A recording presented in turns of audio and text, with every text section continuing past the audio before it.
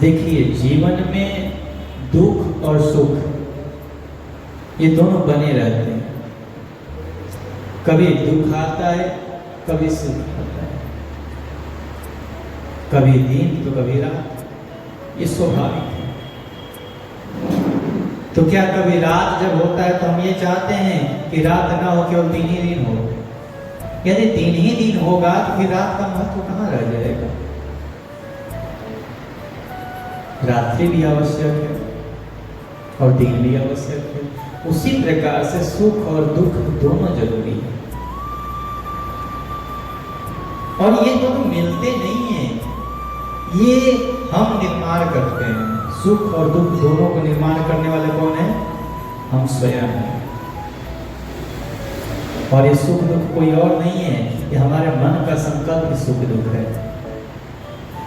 हमने माना तो सुख, हमने माना तो दुख। स्वीकार करने के ऊपर है कि हम स्वीकार क्या करते हैं। हमने स्वीकार किया तो हमारे लिए सुख बन गया, हमने स्वीकार नहीं किया तो दुख बन गया। भगवान राम जी को कहा जाता है कि इनके चरित्र के आप एक एक वृत्तांत को सुनिए और देखिए, उसका अनुमोदन करिए। मेरे रघुनाथ जी ने स्वीकार किया, जो परिस्थिति चल रही है उसको स्वीकार किया, और स्वीकार किया तो वन में भी प्रसन्न है, आनंद में है। कोई दुख है उनको? कोई दुख नहीं है। जहां जा रहे वहां ऋषि मुनि संतों का दर्शन कर रहे हैं, किसी प्रकार का कोई दुख नहीं है। परंतु चक्रवर्ती जी महाराज दशरथ जी ने स्वीकार नहीं किया। जो हो रहा है उसको स्वीकार नहीं किया, और स्वीकार नहीं किया तो क्या हुआ? भारी दुख हुआ उनको, और दुख इतना हुआ कि प्राण ही निकल गए। हमारे अंदर स्वीकार करने की क्षमता हो, जो हो रहा है उसको टाल नहीं सकते। सुख दुख हमारे मन के संकल्प के ऊपर है। कोई विपत्ति भी आई, उसको प्रसन्नता से हम लोग स्वीकार कर लिए, अरे ये तो प्रभु का प्रसाद है, तो हमारे लिए वो सुख ही बन जाएगा। कोई सुख भी है और उसको हम स्वीकार नहीं करें तो सुख भी दुख के रूप में परिवर्तित हो जाएगा। स्वीकार करने के ऊपर है, और भगवान कहते हैं कि स्वीकार करने की क्षमता कहां से आएगी? तो स्वीकार करने की क्षमता तो केवल और केवल परमेश्वर के गुणगान करने से। परमेश्वर किसी और के थोड़ी है, वो हमारे ही हैं, हम सब के हैं। वो गोविंद किसके हैं? हम जब बुलाएं वो तब आएंगे।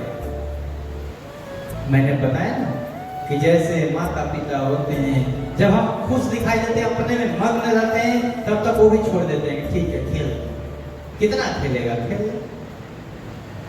और जब हर जगह से थक करके और देखते हैं कि कहीं कुछ नहीं है, भूख लगे प्यास लगे, तब क्या करता है बालक? चिल्ला। तब माता पिता आकर के तुरंत गोद में उठा देते हैं। हम लोग दूर भगते हैं भगवान से, भगवान तो हमारे बिल्कुल समक्ष ही रहते हैं।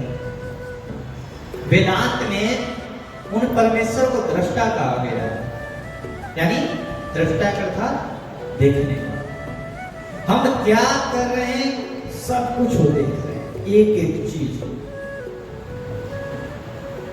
और एक तरफ भगवान करते हैं कि न करते तो न कर्मण, न मैं करने वाला हूं न कराने वाला हूं। जो करते हैं हम स्वयं करते हैं, और उसी का फल हम लोग भोगते हैं। दुख सुख सब हमारे कर्मों के अनुसार ही मिलते हैं। बस यदि प्रसन्नता से हम लोग उस दुख को भी सह लिए तो हमारे लिए वो सुख बन जाता है। जैसे यहाँ पर 5-10 मिठाई का प्रकार लगा दिया गया, और किसी को यहाँ पर कह दिया गया सबको कि चलो भाई सबको एक एक मिठाई मिलेगा सब में से, ठीक है? तो आपके मन में क्या बन गया? कि चलो 5 प्रकार का मिठाई है तो एक एक तो मिल ही जाएगा हम लोगों को, तो 5 मिठाई हो जाएंगे, ठीक है। अब स्वामी जी बांटने लगे प्रसाद, बांटते बांटते ये जो आगे बैठे इनको तो मिल गया और पीछे वाले के टाइम पे सब खत्म हो गया, एक ही मिठाई बचा। तब स्वामी जी क्या करेंगे, क्या करेंगे, सबको एक एक दे देंगे। देखिए यदि पहले से ही स्वामी जी बोल देते कि एक एक मिठाई मिलेगा तो सबके मन में होगा चलो एक मिल देगा, लेकिन जैसे ही अगर सामने वाले को 5 मिल गया और मुझे एक मिलेगा, एक मिल गया तो इतना दुख होगा कि कुछ पूछो। मिला है हमें लेकिन हमने वो स्वीकार नहीं किए कि हमें एक क्यों मिला, और यही दुख का कारण है। हम लोग बस सामने वाले को देखते हैं, अच्छा इसके पास इतना है तो मेरे पास इतना ही क्यों है, मेरे पास भी होना चाहिए। जितना है उतना में संतोष कर लेना सबसे बड़ा मनुष्य के लिए धर्म है। जो मिला है उसमें एकदम मौज करिए, आनंद में रहिए। संतोषम परम सुखम, संतोष परम सुख है। यदि मन में संतोष हो तो सबसे बड़ा सुख का कारण है। आपके पास खूब ऐश्वर्य खूब धन है लेकिन मन में संतोष नहीं है तो वो फिर ऐश्वर्य किसी काम का नहीं। इस संसार में सब दुखी है, कोई तन दुखी, कोई मन दुखी, कोई धन भी न रहता उदास, थोड़े थोड़े सब दुखी, पर सुखी कौन है, सुखी प्रभु के, जिसके पास भगवान के नाम रूपी धन है, भगवान की सेवा रूपी ऐश्वर्य है, उससे बड़ा सुखी कोई हो नहीं सकता। यह वास्तविक बात है। देख लीजिए कि शहरों में बड़े बड़े बिल्डिंग होने के बाद भी लोग दुखी रह रहे हैं। और आपको सुख देखना है तो एक बार हरिद्वार आइए और गंगा जी के किनारे भ्रमण कर लीजिएगा। सुख क्या है आपको वहां पता चल जाएगा।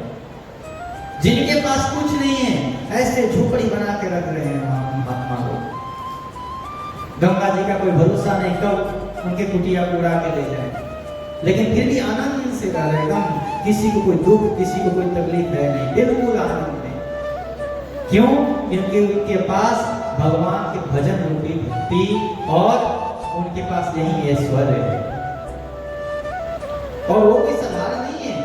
आप अगर पता लगाएं तो बड़े बड़े पदवी पर रह चुके हैं सब। कोई कलेक्टर है, कोई डीएसपी है, ऐसे ऐसे लोग मिलते हैं वहां पे महात्मा बने हुए। बोले महाराज ये सब छोड़ छाड़ के आ गए यहाँ सुख लेने के लिए। जब तक मन में संतोष ना हो तब तक तो सुख मिल ही नहीं सकता। ये गारंटी है, लिख लीजिए आप। जो मिले उसमें संतोष करिए। इतना विश्वास करिए कि जितना मुझे परमात्मा दिए हैं इतने के योग्य थे, इसीलिए इतना दिए। जो हमें दुख मिलता है वो अधिक नहीं मिलता हमें। यदि हमें ऐसा लगता है कि उनसे ज्यादा तो मेरे को दुख है, मेरे को तकलीफ है, नहीं, ऊपर वाला उतना ही देता है कि जितना हम सहन कर सकते हैं। वो हम हमारे आधार से हमें जितना सहन करना है उससे अधिक दे ही नहीं सकता है।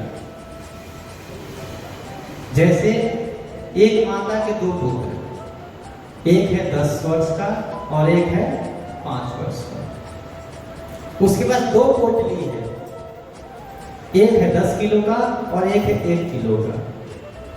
तब वो माता किसको कितना देगी? 5 वर्ष वाले को 10 किलो का दे देगी? नहीं देगी ना। क्या करेगी? 10 वर्ष वाले को 10 किलो का दे देगी और 5 वर्ष वाले को 1 किलो को पकड़ा देगी। ले तू छोटा है तो छोटा संभाल और ये बड़ा है तो बड़ा संभालेगी। भगवान जिसका जितना सामर्थ्य उतना ही देते हैं, उससे अधिक नहीं देते।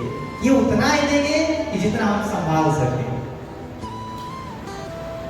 और भगवान की कृपा से हम लोग भगवान के भजन करें, कीर्तन करें तो ये हमें सामर्थ्य आ जाएगा कि हमें क्या करना है, क्या नहीं करना है, क्या सुख है और क्या दुख है।